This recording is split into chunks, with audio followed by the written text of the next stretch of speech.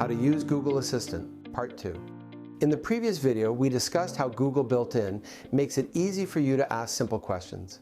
So let's look at a few more examples, such as, Hey Google, how far can I go on this tank of gas? You can drive for about 400 kilometers with the remaining gas. Additionally, Google Assistant is also connected to your personal Google applications, allowing you to interact with them by voice. Hey Google, add eggs to my shopping list. Sure, I added eggs to the list called Shopping.